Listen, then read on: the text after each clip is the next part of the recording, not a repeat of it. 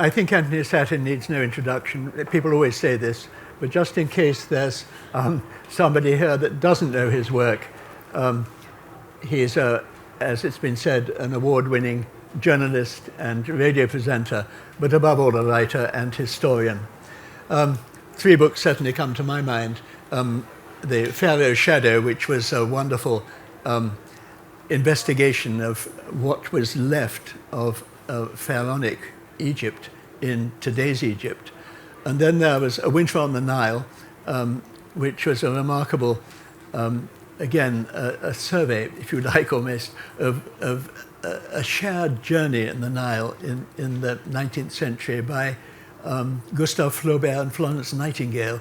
Astonishing coupling. They didn't, as far as we know, talk, but it's a beautiful account of both of their lives, transformative periods of their lives for different reasons.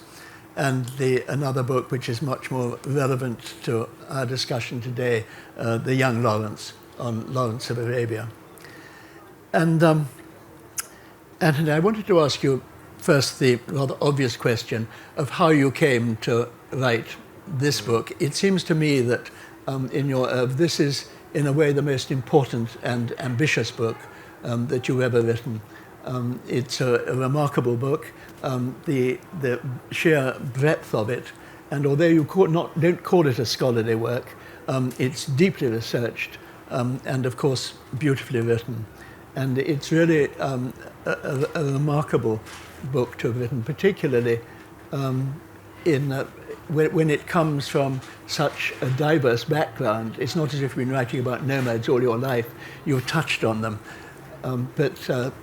Yeah, I think, well, where does a book come from? Usually, my ideas sort of percolate for 10, 20 years. I mean, the Florence Nightingale book, Gustave Flaubert book, for instance, I think took me about 22 years to work out how I could write this. In a way, it's sort of a dual biography of these 2 characters who don't actually meet, as far as we know. They're on the same boat for one night, but they do the same journey. But this book is much quicker and much more immediate. I've spent a lot of my adult life in North Africa and the Middle East, and obviously nomadism, Bedouin culture is very important there, and you become aware of nomads in a way that you don't here, for instance, in London. But it was really, I was working on my Lawrence biography, and it's really about Lawrence before the First World War, before he becomes Lawrence of Arabia. And he, in 1913, is thinking he's going to go off and travel with a Bedouin tribe in what's now Saudi Arabia, that he'd heard of, but nobody had quite located, or hadn't located for a long, long time. And he's going to write a book about them. And I thought, I wonder what happened to that tribe, because he never went off and did it. First World War intervened, and then he was Lawrence of Arabia, and he couldn't just go off and do that. So I thought, maybe I'll go and look at that tribe. And then the idea just grew and got bigger and bigger. And I thought, actually, nomads are not in our history books, and yet they're half of all the human story. And if they are in our history books, they tend to be the destroyers. It's a tale of the Hun and Genghis Khan, and it's tales of piles of skulls of people who've been decapitated. It's tales of horror, and that just doesn't reflect the reality. So the more I thought, the more this idea snowballed into what's now a sort of 12,000-year history. Because I start in Göbekli Tepe in Turkey, near the Syrian border, 9,500 BC. And at that time, everybody, most humans, were living on the move. And one of the central ideas, one of the things that I keep on coming back to in the book, is a phrase that was written by a very well-known Oxford historian, that history is a path picked through ruins. And it's a very exclusive description of the human story, because if you don't build, which nomads tend not to do, then the only role you've got is in creating ruins. There's another history to be written. Maybe someone maybe someone will do it soon, which is the history of non-building, of a forest that's been maintained for the last 10,000 years, for instance, which would also reveal a huge amount about human culture. So I wanted to try and just cast a little light into nomads over the last 12,000 years, and that's how it's. Well, you've said in particular how they've been written out of history. Yeah. I think is the word you said. But of course, there's the oral history, which is so fragile compared to written history, I suppose. Well, very difficult to. Well, oral history. I mean, there was a time. If you think about some of the great works, Homer, for instance, it was before Homer was written down. It was recited. The Quran was before it was written down. Was recited. People used to have huge memories. We used to be able to remember entire narratives and pass them on, but recording it now, that sort of oral history. I mean, another book I wrote, The Gates of Africa, which was an attempt to look at exploration and the Western fascination with West Africa, and particularly Timbuktu. I traveled a lot in West Africa for that, and I went to see some academics in Dakar and Bamako, and they said, because what I wanted was to give the West African view of the coming of the white man, because we had, I had all these narratives from Western travelers, and the academics said, if it exists, it's going to be an oral tradition, but nobody has done that research yet. And and I think now in the period we're living in, there's a lot of work being done on oral research, oral traditions and things. But and so that sort of thing is becoming a bit closer, but it's difficult. It's difficult. And so what we have with nomad stories, and if you think of nomads, you think of people who are not living in any one fixed place, who do move, even if they're only transhumans. I don't know if you were in the reading just before, but I was reading about Bakhtiari in Iran, and they move between their summer and winter pastures. They go up and down a mountain, but a lot of their time is spent sitting around a fire or a meal and telling stories, and it's in those stories that their traditions, their histories are maintained. They don't write them down, and so it would take somebody to come along and record them and put it on a page and put it between covers and say, this is your history, but that's not what they do. Yeah. And in a way, there's a sort of sifting of things. I mean, a lot of I write quite a bit about Indo-Europeans, going right back sort of well before recorded history. And life was short, life was difficult, life was very often brutal. And what you wanted, particularly as a male, because a lot of the stories that survive are about men, is to have a moment of glory that after you're dead, people sitting around a campfire are going to talk about. Yeah. That's. You've written much in the book about empire and the confrontation with the nomad and how it has affected them. In a way, I think you talked about how nomads seeded empire, I think was the word that you used. Can you say something more about that, relationship between these, civilizations like Babylon, as far as Sumer and Akkad, and that relationship of, in a way, transition for the nomad too, possibly, from this is a large subject, I know. It's huge. Well, the whole thing is a large subject. My editor in New York, when I told him I was going to write this book, said, "Why would you want to do it? It's about everything and nothing." And happily, when he read it, he thought he agreed. He understood why I was doing it. But it is a bit about everything. It's half the human story. How to put it together. But yes, seeding empires, I think, is exactly what nomads have often done. And in the ancient world, there was a wonderful In Our Time with Melvyn Bragg about Persepolis, the great Persian Iranian city, and there's a moment, and in Our Time, Melvyn Bragg is very, he's sitting there with some academics, and there's a moment where he asked, he said, so at what point did the Persians stop being nomadic? there was a little awkward silence, and then one of the academics said, well, they never stopped being nomadic. They're still nomadic. They've always been nomadic. And he said, but they built these cities. And Persepolis is not a city as we understand it. It's it was a place where tribes would come once a year to partly to reaffirm the identity of the power of the ruler, but also of social cohesion, tell stories, do all that sort of stuff. But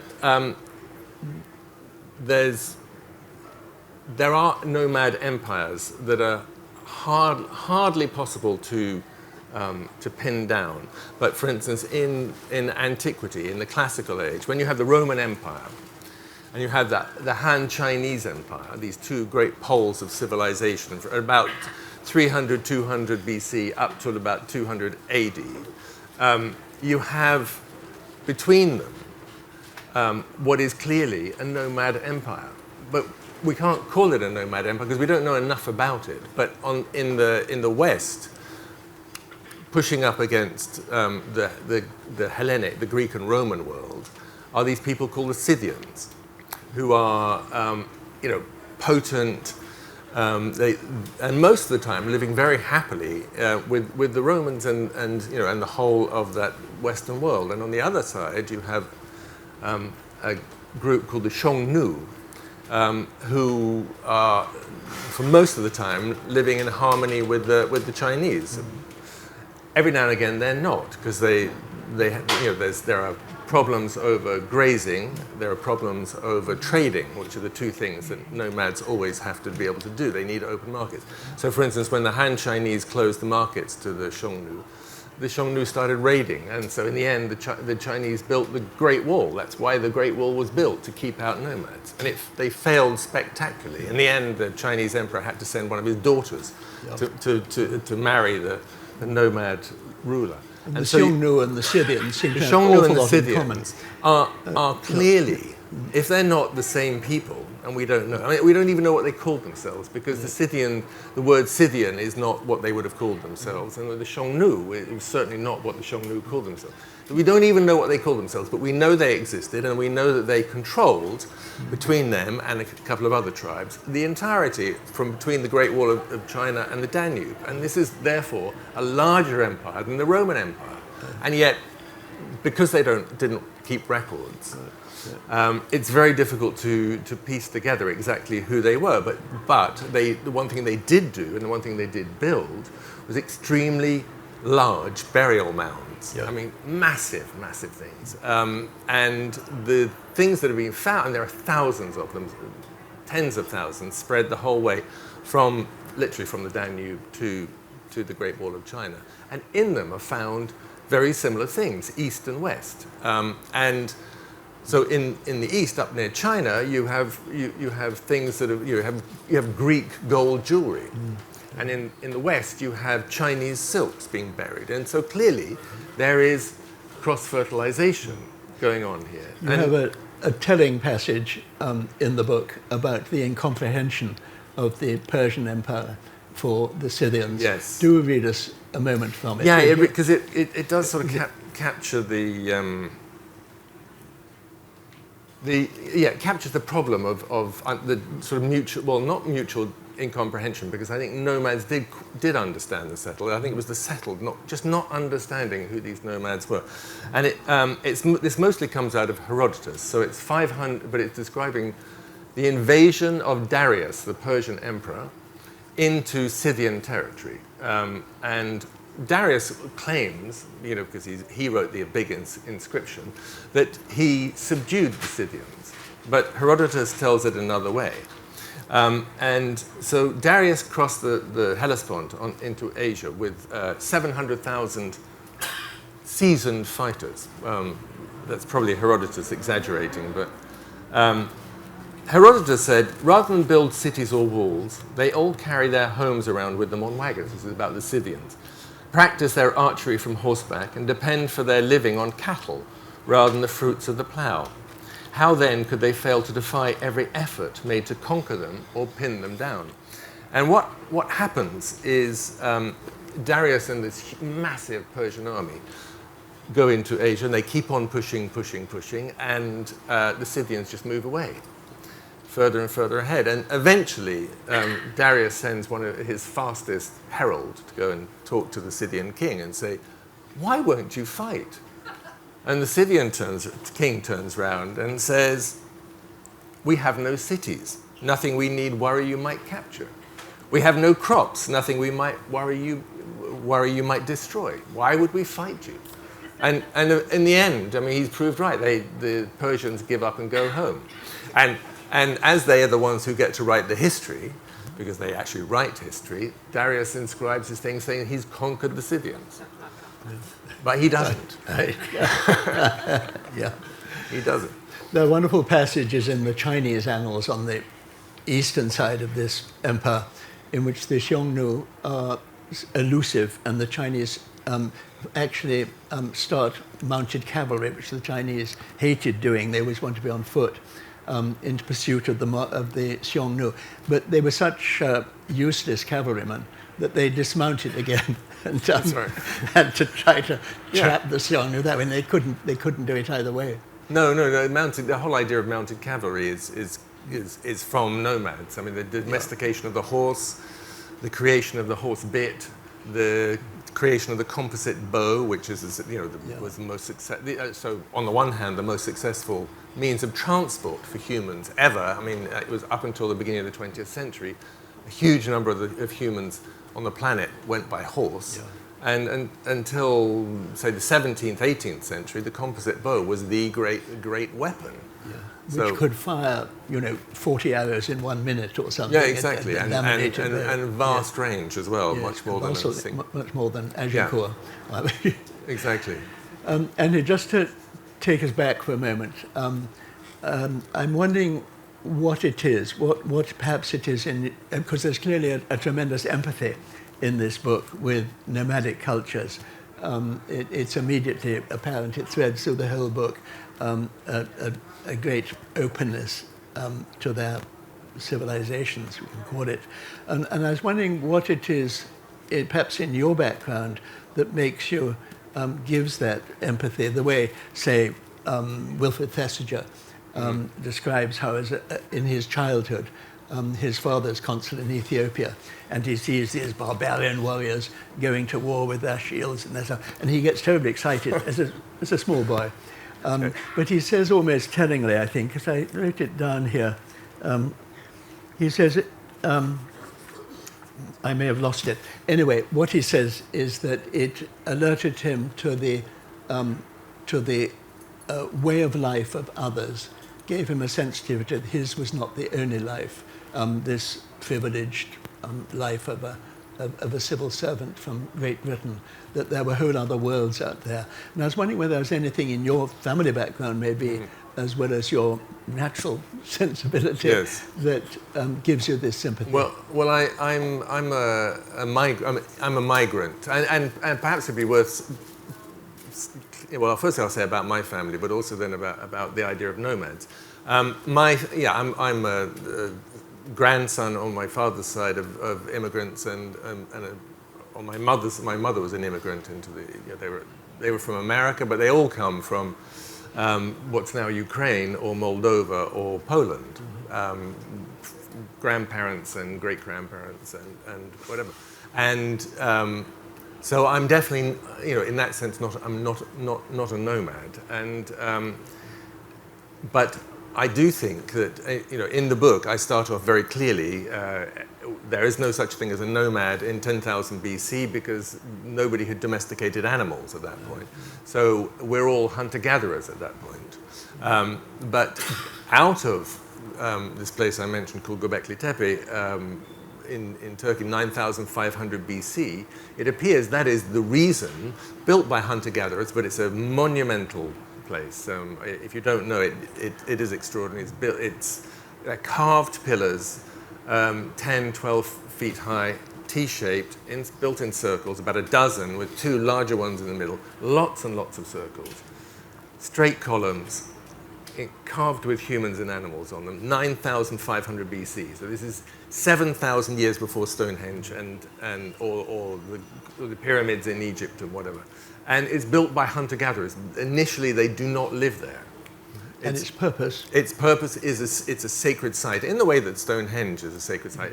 And it's a place where people come during their migration and perform rituals. But it becomes such a large place that they run out of things they can hunt and graze in the area, and therefore they domesticate wheat. So the first strain of domesticated wheat has been found 25 miles from Göbekli Tepe. So it would appear that the whole agricultural revolution came about through this, through nomads and whatever. So from then on, there are nomads, and nomads are people who move around in search of pasture, and it's sort of, the word means somebody who goes in search of pasture.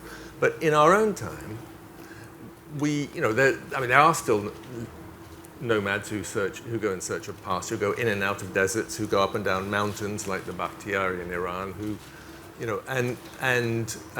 but there's another sort of nomad, and I don't even think I fit that sort either. I mean, there are digital nomads and there are all sorts of, but there is there's some really interesting genetic research which I've also written about in this, which is a particular gene has been identified, or a variant of a gene that has been found in successful nomads in East Africa, and even in nomadic culture, in nomadic tribes, you have successful nomads and less successful nomads. And this particular variant of this gene was found in the successful Rendile in Kenya. And the same variant of this gene was found in children in the United States who were diagnosed with learning difficulty, with ADHD. And the suggestion, because of course the people who did the research wouldn't dare, because they're academics and scientists, make this jump, but it is that these children are simply being asked the wrong questions.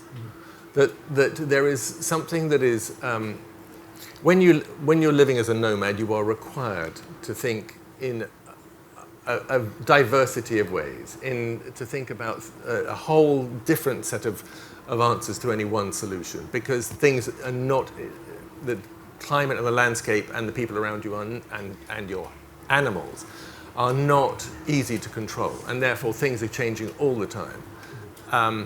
In our very settled world, we require our children to work out convergent answers to all the questions. There's one answer. So 1 + 1 = 2, but 1 + 1 might not equal 2. It might equal 4 or 8 if you want to go into halves or quarters or whatever. And therefore, the suggestion is children who have this particular genetic variant may not see 1 + 1 as 2. And that is a hangover, because 12,000 years is not very long in the human story to rewire our minds. And therefore the suggestion is that millions, perhaps billions of us on the planet are simply, our minds haven't been wired to live in a city and do the same thing every day, and in that way, I don't know. I don't think I have this variant, but I have never managed to do the same thing twice, or to do the same thing in the same way each day. As a very long-winded answer to your question. So very good. I think we're all feeling we've got this variant now. So, I mean, there's probably not one of us in the room that doesn't have the variant. Yes. We'll all troop out together. Yeah. 10 years ago, my lovely wife and I here put all our belongings into storage and lived on the move for some months. And I have to say, I'd never done that before. I mean, I'd always had a sort of flat in London or some base or whatever, but we didn't for a little while, and I really enjoyed it. Until I got a phone call from an insurance company saying, the company you entrusted your belongings to has gone bust. and I suddenly thought, I've got to get back to London. My books, and therein lies the thing that really lies at the heart of this book, and that is, nomads live lightly. They mostly only carry only have what they can pack up and carry. And okay, they might have a whole camel train behind them or whatever, but still, it's a limited amount of stuff. I have a lot of stuff, and I feel the weight of it. And I think there is something to be said for living lightly, not just lightly in possessions, but also lightly in your footprint on our footprint on the world, especially as there are now so many of us on the planet. Yes, indeed. Well, which brings one to the question: is why do the nomads settle? I know it's a huge blanket question. They come in contact, I mean, anciently, with civilized worlds which are supposedly now corrupt and weakened, and the nomads overcome them. The nomads then settle. In turn, another lot of nomads come and superimpose themselves on, and so on. Can you say something about Benjamin Franklin, I think, writes about actually he says that he himself settled by necessity and not by choice, which seemed to go against his previous idea that this was not good. Yes. But I'll go back to the first. The whole middle part of the book looks at Ibn Khaldun, the 14th century philosopher, who comes up. I mean, he's, as Ronald Reagan said, if you don't know about him, you certainly felt his effects. I mean, he's shaped our minds in the way that Machiavelli and very few others in the last 1,000 years have. But he wrote a lot about the rise and fall of empires, and I take his theory and I apply it to what we consider to be the Dark Ages. I mean, I know that history now is reconsidering this, and they're not so dark anymore.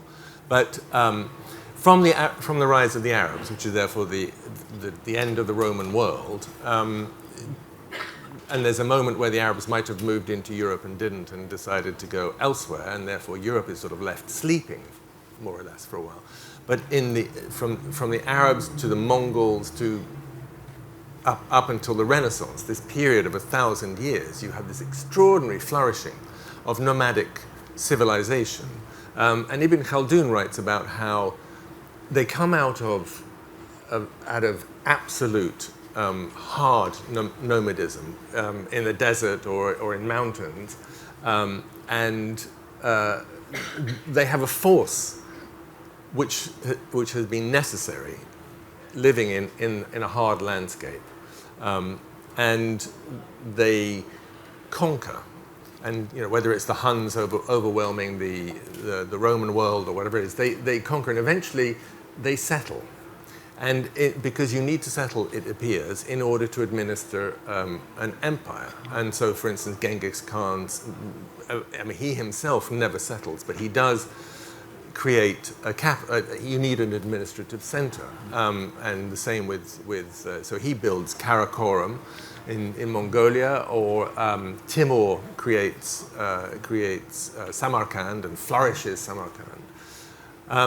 But in that process, and it happens, with every Moroccan dynasty, with the Almohads and whatever, who Ibn Khaldun knew, there's a problem. You settle, and the city saps away this vital energy that allowed you to create this thing in the first place. And it becomes a cycle. So you then become vulnerable to the next wave that's going to come in and flourish the new empire, bring new energy to it. The interesting thing is that you should have the need or the impulse to, in some way, continue the empire that you've conquered, rather than say, to hell with it, and we're going back to the desert. Well, as the Arabs themselves, when they took over the Byzantine and Persian empires, they used their civil service. They kept them in place and remained in positions that they considered, or the nomads considered, if you like, to be superior. In other words, the warlords, the military hierarchy, and so on.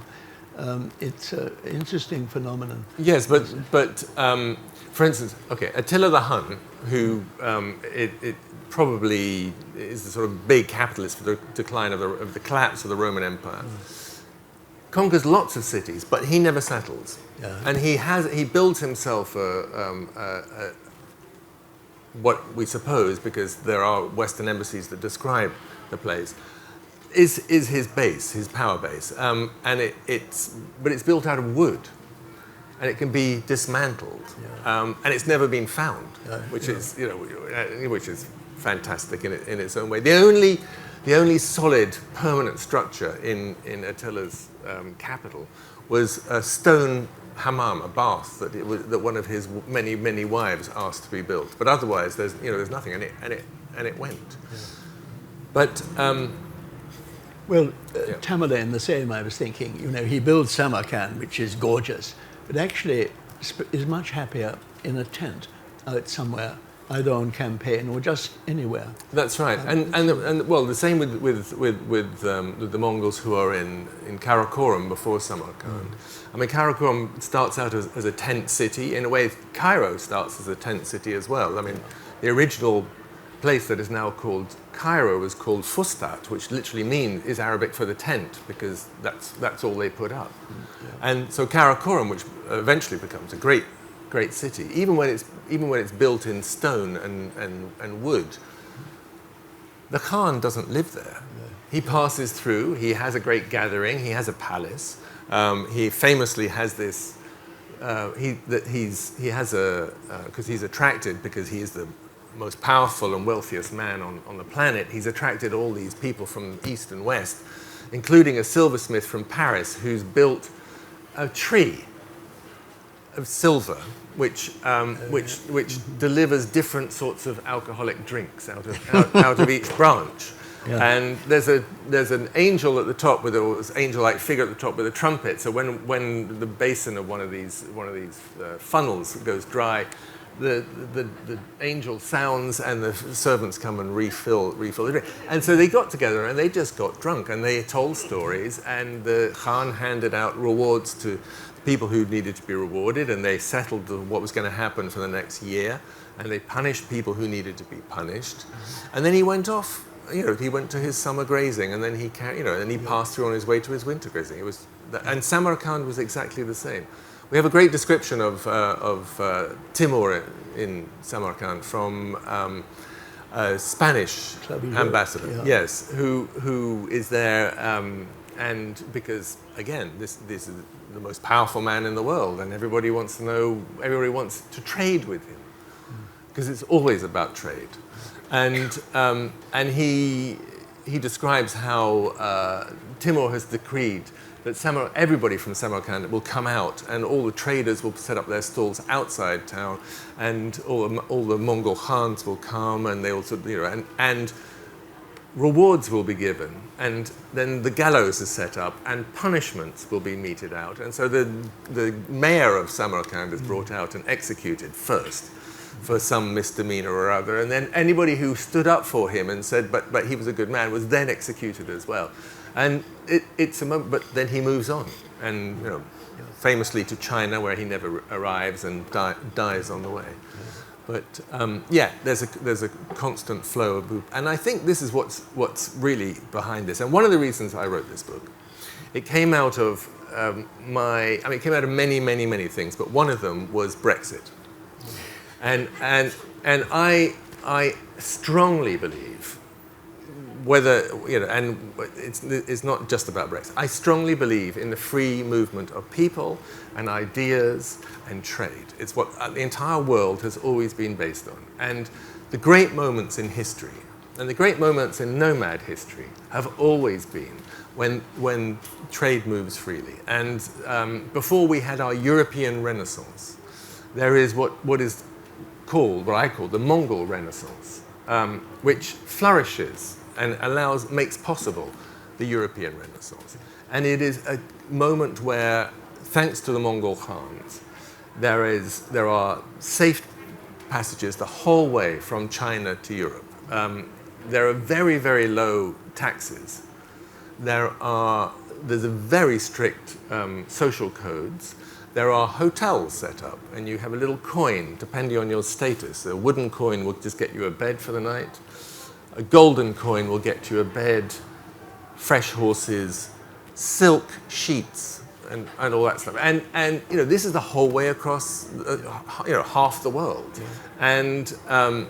And out of it comes this amazing flourishing, both in the East and the West. The great periods of China, the great periods of Europe have always been, and it's the same in Africa, it's the same in the Americas as well. When people and ideas and trade can move freely, then the world is a happy place. And that's really one of the things that underpins this book. It was said that in the time of Genghis Khan, I think a virgin could go with a pot of gold from one end of the empire to another unmolested. I don't think anybody ever tried it, but it was a possibility at least. And this, yes. What you're talking about is the Mongols as facilitators, really, between yes. one. The postal system in the Mongol Empire was perfectly astonishing.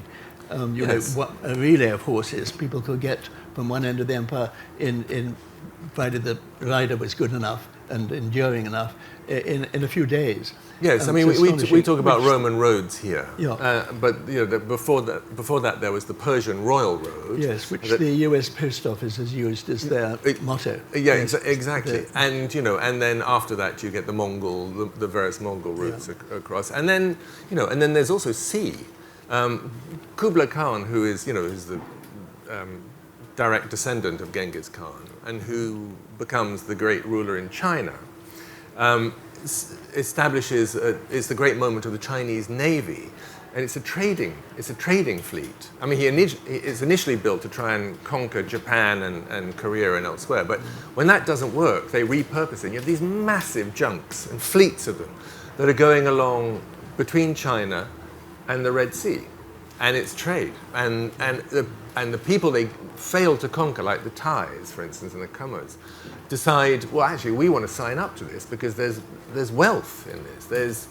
And in that in that huge passage of people up and down is also the passage of ideas and beliefs. You know, the Mongol world is a world of freedom of conscience, for instance. They don't care whether you're a Muslim, a Buddhist, a Jew, or whatever. You're welcome to practice whatever you want to practice. And they practice. You know, they worship the Sky Father, and the spirits of the world and the above and below. But it didn't really matter. Yeah. All these things, and in this world of possibilities, comes extraordinary things, including the European Renaissance. Yeah. Well, also thinking of the Chinese, you might think your variant, Jin, sort of dies out as the dynasties go on, and finally we get the Ming dynasty, and they dismantle their entire merchant fleet and close themselves in for very unnomadic reasons. Yes, highly protective. The main, what we think of as the Great Wall today, put up in that period, and simply decide that they're going to be a reclusive empire. It seems to be a repeating pattern. It's another sort of pattern. The one thing, too, I mean, apart from that enormous ability to facilitate trade, ideas, so on, the Mongols, you could say, the nomads did invent other things. You mentioned the horse and the wheel. Are there other things that spring to mind? Yes, there are a lot. Well, the chariot. The chariot, and initially the ox cart, which is sort of a really, really basic cart that's pulled by oxen, but and then the chariot comes out of that because once they've domesticated the horse, somebody has the idea, whoa, we could actually put a chariot behind it, and throughout, you see this coming into history in the way that it comes off the great Pontic Caspian, above the Caspian Sea, the great steppe there, and coming down into the Middle East, into Mesopotamia, and then to Egypt, and it changes history. The middle period of Egyptian history, for instance, ends, and you have the Hyksos period. Well, it happens because the Hyksos arrived with chariots and the composite bow, which are nomad. I mean, they are nomads themselves.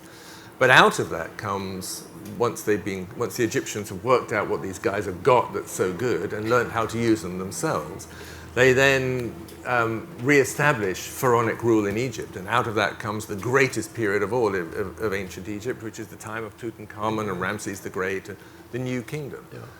But all this comes to an end Yes.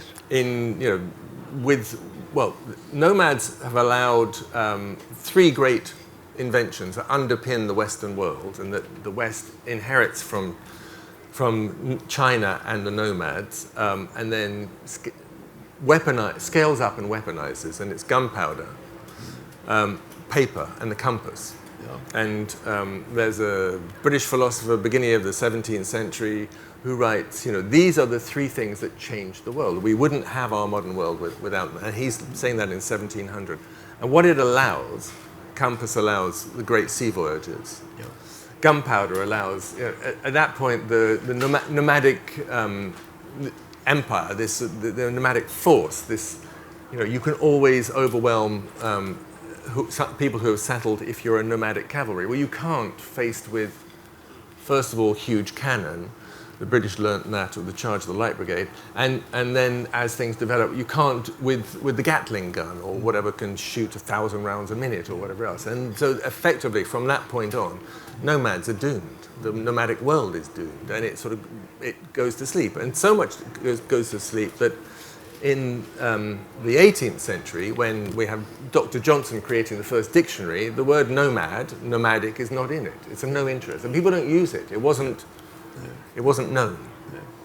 By that time, of course, the steeper the decline, the fewer nomads there are, the greater the nostalgia in the West develops for them. That people may romanticize them, may idealize them, may actually be disgusted by them. The distance is creating a huge number of different responses. The nostalgia always interests me, and you had a passage in the book from Vita Sackville-West, yes. I think. We'd love you to read it, okay. Because this is a period when there's a yearning, in a way, among some people. Well, but I think it's a yearning. It's a yearning. Well, it's a yearning, but it's also tied in with a sense of unease at something that's being lost. And as I said at the beginning, this is half the human story. Has been lost in the last few centuries, but it's also been recovered. And so, for instance, you have somebody like the American writer Thoreau, who made a huge effort to try and record Native American stories because he recognized that they were doomed. I mean, they weren't doomed when he was writing, but he knew that it was inevitable that the industrialized world would overwhelm them, and that the city was irresistible. So in the 1920s, you have Vita Sackville-West, sort of privileged, upper class, wealthy. Her husband is the British ambassador or representative in Tehran, and so she goes for the coronation of the new Shah. But then she writes a book about that called Passenger to Tehran. And then she goes up into the Bakhtiari territory, which is something that I write about in this as well. And they go up by car, and they decide they don't like walking very much. Well, she decides she doesn't like walking very much in the mountains because it's a bit difficult, and her husband decides he doesn't like sleeping in tents. But at the end of this 10 days, something has happened in her. And she writes a beautiful passage describing the shepherds and things like that. Because she did actually write a book. I mean, you couldn't get away with it as a travel writer today. It's called 10 Days. And that's how long she spent there. You'd probably get laughed out of town by your publisher. But she considers what it would be like to live there. Just away. And she said, well, I'll read you this passage. She found something irresistibly attractive about the pared-down simplicity of this nomadic life. Evenings in particular satisfied her geographic romanticism, that moment when the tents were up. Her little statue of St. Barbara was unpacked beside her sleeping bag, fires lit, meat grilling, men smoking. Water bubbled down the valley, stars glittered overhead, the moon rose over the spine of mountains, and there was romance and beauty in this moment of peace after the extreme efforts of the day. It was in one of these intense, reflective pauses that this elegant, privileged, and talented woman imagined what it would be like to stay up there in the mountains. I don't just mean stopping for a night or two, because she'd already done that. She wondered what it would be like to stay for years, to live there. She mentioned 30 years, time enough to know the cycle of each plant from seed to blossom, to know each twist in the path, each rock in the mountain, each member of the tribes that were passed twice a year on their way up and down in search of grass. She thought that would be long enough to free herself from the chains of civilized life, from movement, news, emotions, conflict and doubt, and to confront the essence of herself. And in a way, that's what nomads and nomadism allow us to do, even when we think about it. And that is, because we were not born to live in cities. We were born to... Well, we made a great mess of it, haven't our we? life, no, but our lives are a journey from birth to death. There's, when we stop moving, we die, literally. But we are born to walk. And there's also something I write in here about research of baby. I'll ask you about that in a moment. But first, a few questions. A few questions. Because okay, very good. Sorry. The variant gene is running around here. Okay. Oh, questions. How nice. We haven't too much time. Okay. Thank you, Anthony. As part of your research for your book, did you interview any previous nomads who then sort of went and became urbanized, and what do they miss about it? Or do they regret it at all? Yes. I open and close the... I met lots of nomads who've settled, and a lot of them forcibly. I mean, for instance, as I said, I spent a lot of time in Egypt. And in the, whatever it is, 35 years I've been traveling in Egypt. In that time, a lot of the people, there were nomads 35 years ago. They were still able to move freely, relatively freely, in and out of the desert with their herds. But the government has, with the lure of education for the children and healthcare for the elderly, but also taxation and control, have persuaded them to settle. But I open and close the book with the encounters with the Bakhtiari in Iran, up in the Zagros Mountains. And so I went there a few times. And there's one man who I write about at the end of the book who settled, but who, he settled because his parents wanted him to have an education. His family carried on moving. And when he left school, he had the possibility of going into town or into the city to get a job and have a modern life, which is what his parents wanted for him. And he didn't think he could go back to being a nomad, so he became a mountain guide. But the longing he has for nomad life and the happiness that he expressed when we sat in a nomad tent, we're sitting around on a carpet and eating, and everyone's telling their stories, that's his happiest moment. And there's a sort of malaise in him at being away from the mountains. It's a difficult transition. Ruth, how nice. Yeah, hello. Well, wonderful. You mentioned stories around the campfire, but Joseph Brodsky, the Russian poet, said, "The songs of the nomad precede the scribblings of the settler." And I wondered if songs and poetry, rather than writing, are something that featured in what you met. Yes, there's lots of singing throughout the nomadic world.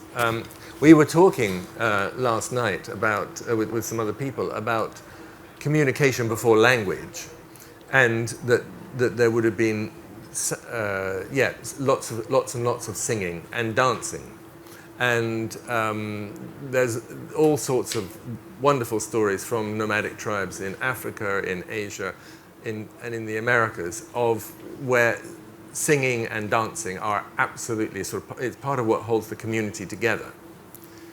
But I mentioned the stories around the campfire because that's where the individual comes in, where you remember you're great.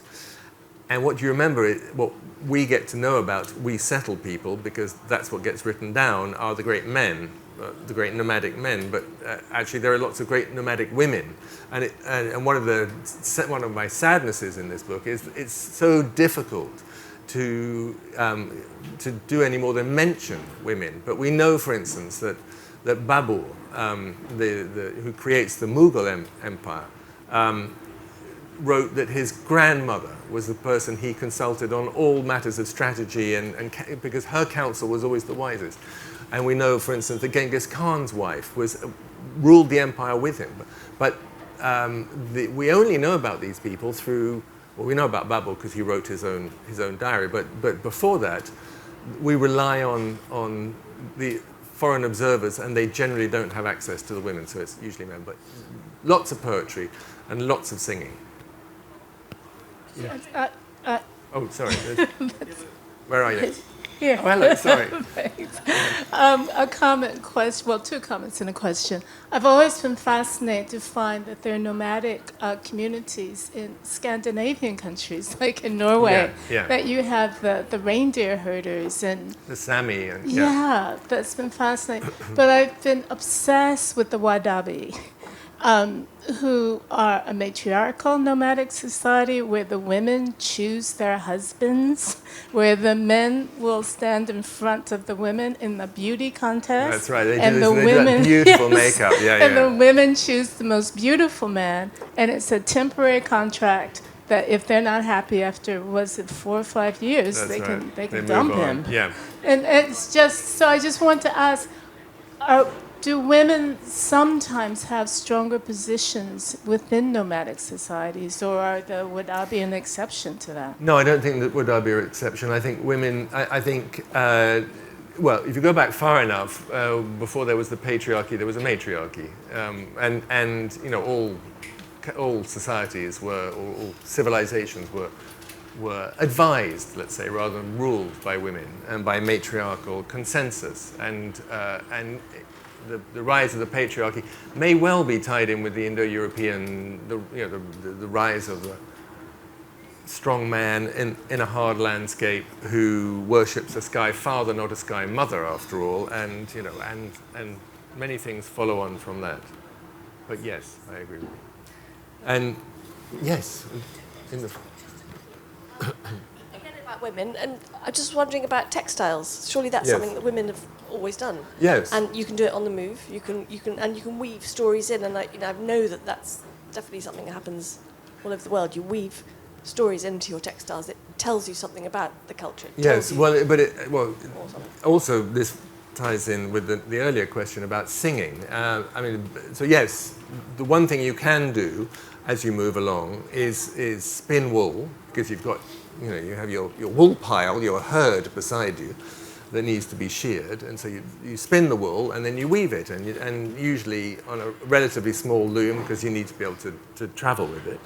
And you weave fabrics. I mentioned, no, that was next door when I gave the reading, about tent flaps. The Bakhtiari, when they arrive with these wonderful, all their belongings in these wonderful woven, home woven fabrics, which they then use as the flaps for their tents. So everything is repurposed. And then rugs, obviously carpets, rugs under the feet, are also woven on the move. And the Bakhtiari women pass on the patterns in song. They sing the pattern to their daughters. This is how you learn. This is how you memorize your tribal motifs. And yes, exactly. Yes. No. All the colours, the patterns.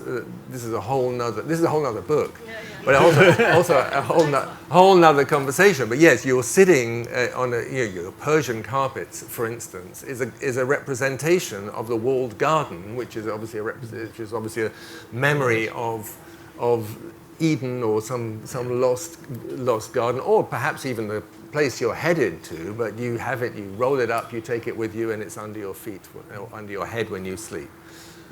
Yes, and that's what women bring, definitely. I see We have three hands, and just... We have one last question. Do we have time? I was actually wondering that I'll ask them to ask all three questions very quickly, and then you can take them up all at once. Okay, yes. So I have three hands. Yeah, really. Thank you so much for this amazing discussion. So my question is around more... we are living in a nation state with strict boundaries and so on. So how do we see the future of nomadism in terms of, do we see like land right for nomads, or how their movement would be affected in this new system of being? Hi. Love the Peter Sackville West.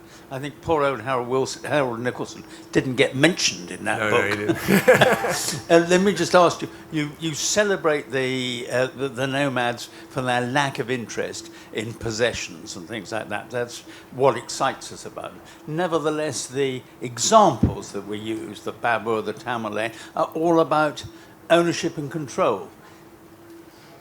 What excites you? And there's Okay. one more. 3 questions.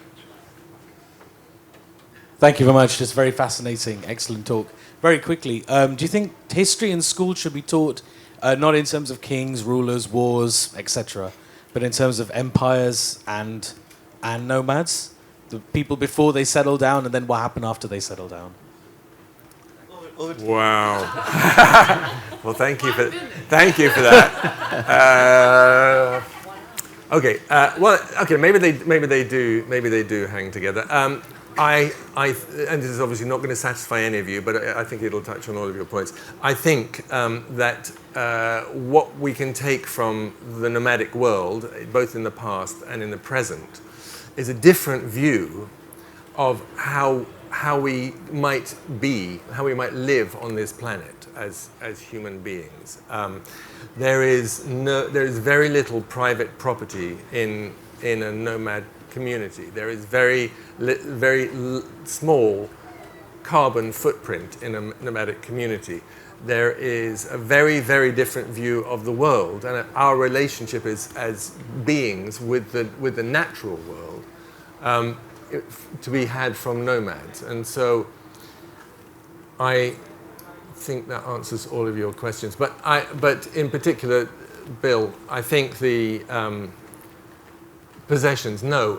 Kublai Khan, massively wealthy. Coleridge was right to write his poem about the pleasure palace and all that. But when Kublai Khan found all the silver sitting in the imperial treasury, he insisted that it be given away, because he understood, in a way that our government does as well, that money needs to move, that this is the way to have a happy world. And so he invited people to come and take it out of the treasury and do something with it. And I think that's also an answer to yours as well. Nation states, yes, but we're living in an age when all those things, the entire social contract, that was this world that was brought into being by the Age of Reason and the Age of Enlightenment and the Industrial Revolution, and this is a very condensed answer, needs to be we've come to the end of that line, and we need a new idea, and we don't have it. But it might just be that somewhere in nomadic thinking there might be, as the Egyptian Greek poet Biographies said, some kind of solution. Well, that's a lovely end to this session.